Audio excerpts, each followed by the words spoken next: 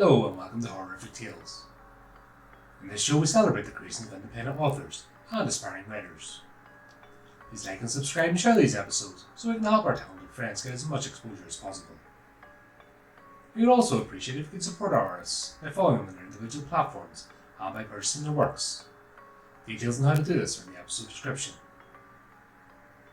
In this horrific tale, a security guard finds that sometimes the job can be murder. Join us now as we present The Graveyard Shift by Gibson.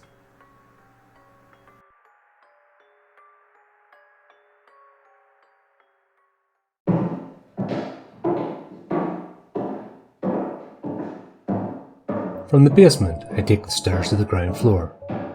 When I enter, there's a creature in the corner. Its putrid breath reaches me. Tremor and horrifying terror as it exhales death and rot into my face. It pierces me with large red eyes, then scuttles off along the ceiling, gone, as if it never existed. It's freezing cold, and there is no power to the building after a small fire on the third floor damaged the wiring. So far tonight, I've checked through the basement where all the staff lockers, changing rooms and showers are located, plus the staff cafeteria and a temporary office for security since the control room is out of order. There's an indoor swimming pool, sauna and a gym for tenants only. It's rather fancy considering it's one of the oldest apartment buildings in town. Some cosmetic work has been done to bring it into the 21st century. Basement completed, I write in my checklist. Something touches my hand and I yelp in fright, but try to ignore it. It was probably a spider. The ground floor hosts a lavish restaurant, a cocktail bar and a gift shop, though it has no apartments. I check these as secure and tick them off my list. Something is following me. I can hear it. The noises it makes sends needle-sharp prickles upon my body. I point the flashlight behind me, but there's nothing there. Though I hear loud footsteps pounding the floor, it rushes me, then backs off. I reach the stairwell to ascend to the first floor. I push through the door as something grabs at my arm, making me drop the flashlight. What I catch in the light is something god-awful terrifying. It's a swirling black mass of distorted faces. My mind cannot fully comprehend what I am seeing. Scooping my flashlight up and pushing through the door to the staircase, the door slamming behind me gives me a scare. I stand against the door trying to catch my breath, because I feel a panic attack coming on. I entered this building at sunset. For a minute I'm lost in the memory of the golds and magentas spreading their fingers across the sky. It was breathtaking. Now I have no idea what time it is. I've accidentally left my cell phone at home. Somehow all the clocks I've come across have been showing different times. Weird. Funny enough, my watch has stopped at 6 PM when I entered this hellhole of a building. It seems to be eating up time. But it must be well after midnight, judging by the darkness which smothers the windows. A cold, empty chill has set in. I'm here because of the murders that occurred 3 nights ago. 8 tenants were murdered in cold blood. The police have cordoned off the areas where the shootings took place. The security firm I work for got the contract to secure the premises, and to ensure explorers and thrill-seekers stay off the property. Over the past 3 nights I've had the run off a couple of paranormal investigation teams, who begged me and offered me money to let them in for a tour. The boss would have my head on a stick if I let them in. The apartments have been left abandoned, and the tenants are not permitted back until the investigation is through. The police emptied the place when they got the emergency call about a gunman walking through the building shooting people with a rifle. My brother Colton is a cop, and when he found out I was coming here to do security detail, he called me immediately. Hey Gabe, how's it going? Good, thanks. What's up? I asked. I'm wondering if I want to catch up this weekend, have a game of basketball. I'll book us in if you want. Sounds good, bro. How's work? The murders at the waterfront apartments are keeping me up all night. I tell you. He exhales, and I can tell he's shaking his head. I know my twin brother very well. Are you any closer to catching the bastard who did it? No, we've not caught him yet, but we know who he is. It's been a difficult investigation, with all the camera footage destroyed, after he shot the security guards. Colton goes quiet. Yes, poor old Bobby Ray, he didn't deserve that. And Luke McGee has a baby on the way, I said. Please don't do it, bro. I heard you were replacing him. I know you probably feel obligated. You and Bob were good friends. But it's dangerous there. I've heard all sorts of things about the place from other cops. Really scary stuff. Even some of the squad refuse to enter it now. Colton, you know I don't believe in that crap, ghosts and demons, goblins and ghouls. It's utter rubbish. Just be careful. Sometimes murderers go back to the location of the crime for the thrill and the marvel and the destruction they caused. He is a sick bastard, whoever he is. Look, I've got to go, but I'll give you a call tomorrow. I'll see you at the BB court at 10 AM on Saturday, okay? See you then, bro. You don't need to call up to check on me. I can look after myself. Always have. This makes us both laugh. Chills afflict me as I recall the conversation. The goose pimples give me the jitters. I shake a vision away. Me lying there dead in a pool of my own blood. I am jolted out of my reverie when I glance something big and black down the staircase. I'm in the stairwell trying to make it to the first floor. I run up the stairs because I can feel something behind me. It's all in my imagination, I reassure myself. Please let's give me the creeps. Not from the dead who I don't believe in. No, it's the living I fear. I walk the corridor and check all the rooms and the floor is secure. I check this off my list. The murders began on the 3rd floor, then carried on into the 4th floor, and then the basement. There are 8 floors all up. It's a huge place to secure, and I wish there was someone else with me. This is the first place I've done security alone. I think of Bob and how he was murdered when he went up to investigate the commotion on the 3rd floor. He was shot dead. Then the murderer used Bob's keys to enter the control room, where he found Luke and ended his life. He destroyed the camera screens and the footage, obviously so he couldn't be recognised. I get a jolt when I hear the door at the far end of the corridor slam shut. Hello? Someone there? This place is off limits. You aren't allowed in here, I say, trembling. No one responds. The hallway is in complete darkness, except for my flashlight. It's a standard police SU torch that can be used to hammer someone in the head, I suppose. If it comes to that, I'll save my own life in whatever way possible. I hear a female scream. It assaults my ears, making me drop the flashlight again. I'm all thumbs tonight. This place is freaking me out, and I seem to be chasing shadows. In the corners, the blackness is deep and whole. It seems to go on forever. Like I already said to Colton, I don't believe in ghosts. Never have, and tonight is no exception. The scream pierces the air again, but now it is closer. It's almost right next to me. A cold shiver feathers down my back. There's no way anyone could get in here. I checked all the entry and exit points as soon as I had arrived. Now the camera screens have been destroyed, there is no way for me to confirm this. I direct my light up and down the corridor as I make my way to the staircase to go up to the 2nd floor.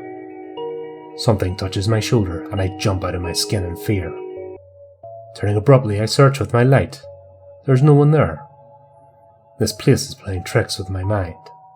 The 2nd floor has a heaviness that leaves me momentarily dizzy, and I feel eyes watching me, but I can't explain it. I've never been a nervous person, but tonight something inside me is telling me to run and hide. Although the foreboding feeling is strong, I manage to check all the rooms are secured. I tick them off my list. There are guest bathrooms. I check these off too. I make it out onto the landing and start climbing towards the 3rd floor. On the previous nights I've been here, I couldn't get to that floor as the police forensic team were still investigating.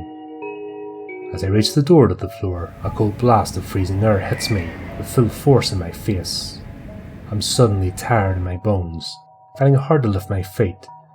I feel a heavy pressure on my chest, but I keep going, hoping to get the fuck out of here. I don't want to admit it to myself. I am terrified. I scan the area with my flashlight. There's no evidence that the police and forensics team have been here. Crime scene tape has cordoned off some of the corridor and a couple of apartments. A sound somewhere behind me has me turning. I hear screams. My teeth are chattering, not from the cold. Something isn't right. I hear gunshots coming from somewhere inside the building, but that doesn't make any sense. Perhaps it came from outside. Regardless, I pull my taser out of my utility belt, only to be used under special circumstances, and this is one of those moments. It's the only thing I have to protect myself. Unaware of where the noises, gunshots and screams are coming from, I walk deeper into the building. I step over the yellow and black tape, as bursts of gunfire shatter the silence. I know in my bones this isn't right. Shot blasts all around me, though they hit nothing. A huge black shadow darts past, setting my nerves on end. I carry on. I need to get this done. I check all the apartment doors on this floor, and they're locked up and secure. I check the guest bathrooms. They are empty. It is getting challenging to ignore all the noises coming from every direction. I need normal noise. I start humming. That doesn't last long. I hear a loud crashing sound. With my flashlight I search the hallway, only to find all the apartment doors are wide open. What the fuck? I yell, confused. The murderer could still be here, like Colton warned me. A vision of the madman bursts inside my head. I'm killing his girlfriend, and then his mother. Only an evil prick can do something like that. I'm shooting 2 kids and their parents on the 4th floor. I hear giggling behind me. I'm stopped dead in my track when I spot 2 small shadows dart past in my peripheral.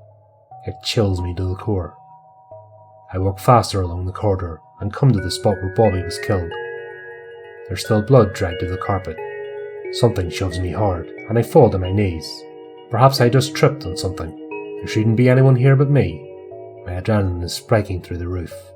More gunshots have me off the ground, bolting up the stairs to the 4th floor. It is dark and eerie, bitterly cold. As the door shuts me in, I feel hands all over my body, but there is no one there. I cry, petrified. I move away from the door and make my way towards the second crime scene. I'm really not supposed to be on this floor, but I need to check I am actually alone. The pressure is back on my chest. I feel hands around my throat, so I can't scream for help, though there's no one to yell for anyway. I'm trying to catch my breath when it tightens its hold around my neck. My scream reverberates down the corridor when I am released. I fall to the floor, and I don't have the strength to get up. Pure fear grips me hard. I thought I could do this, but it's getting nearly impossible to maintain myself. I get off the floor and pull myself together. I'm trying to remember what happened, but it seems my memory has stopped working. Suddenly, I'm in full throttle terror. I can't remember arriving here. Something inside my head feels broken. I remember arriving in my ute. I can visualize the last thing I saw before I entered, the sunset. As I catch my breath, I try to remember, but it's useless. I can't even remember what day it is. I don't know what's going on, but I feel like a different person. Like I'm walking around in someone else's skin. Something scuttles towards me. I can hear its claws scratching on the walls. Pointing my light towards the sound, I see it. It's horrid and ghastly. It's clinging to the ceiling upside down. Its arms are so long they nearly touch me. As quick as human possible, I hoof it down the corridor to the other side of the floor. There are doors I should check, but I'm too terrified to continue. In a fear so total, I make my way to the staircase. I want out. I quit. I'm done. I have never been so scared in my life. What I just saw confirms I should not be here, especially alone. Suddenly I'm livid at Bobby for getting himself killed. Now I have to deal with this shit. A memory implodes inside my mind. Something Bobby had said the last time we spoke. That was a few weeks ago now. I've barely slept since I started working here. I've been carrying around this ominous feeling and it's been messing with my head. I can't remember much of anything. And though my memory is unreliable at the moment, I do recall what Bobby had said about this building. It was his 2-year anniversary working here, and I said I was happy for him. But then he said something bizarre, that it's not been too good recently. He was seeing a counsellor about the things that had been happening in his life, and his job here. His life had been falling apart. I tried to remind him he has a loving wife, Nellie, and 3 great children. He said the job is getting to him, and that he's sure he's being haunted. That he sees things in the corner of his eyes. Shadows seem to be following him everywhere, not just at work, but they seem to have followed him home. I laughed at him, saying he obviously needs a holiday. When I make it back to the office, I am shaking and sweating all over. Cold chills attack me. I stuff my gear into my backpack, getting ready to leave.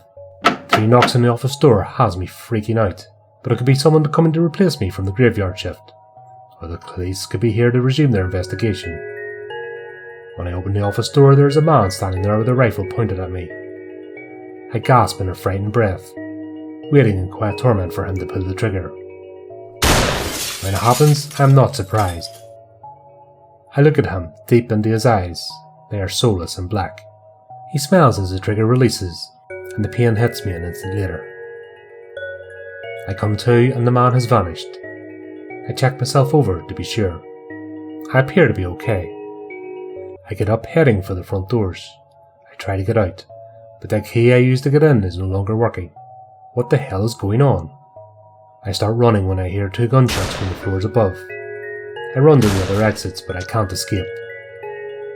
I look back and see the hole in my stomach as I lay in a pool of blood. I am distraught. After everything I've been going through, 1 bullet ended my life. Now I will never see my brother Colton again. I should have listened to him. He's always been a logical one out of both of us. Our parents will be gutted. I don't think they'll be able to handle us. I'm lost and all alone. Dying is not what I had expected. No cracking open of heaven. The earth still spins, lost in the memory of what happened. A vision nudges me as I am taken under. I see what actually happened.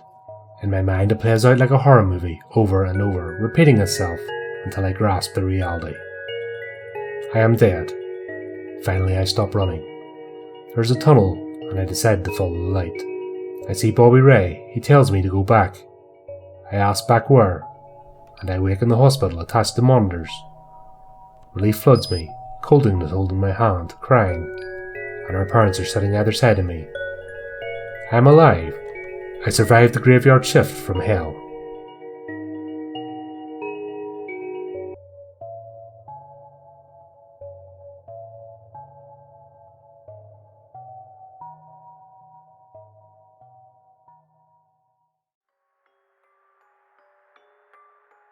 Well, we hope that you enjoyed our latest horrific tale.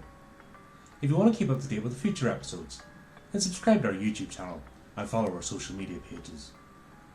You can also give the channel support by visiting our merchandise store and picking up some of our items. Please also take a moment to support our contributing artists who very kindly lend their talents to the show. Check out the links in the description on how you can do this. Well, that just leaves me to say, until next time my friends, keep it creepy, keep it horrorific.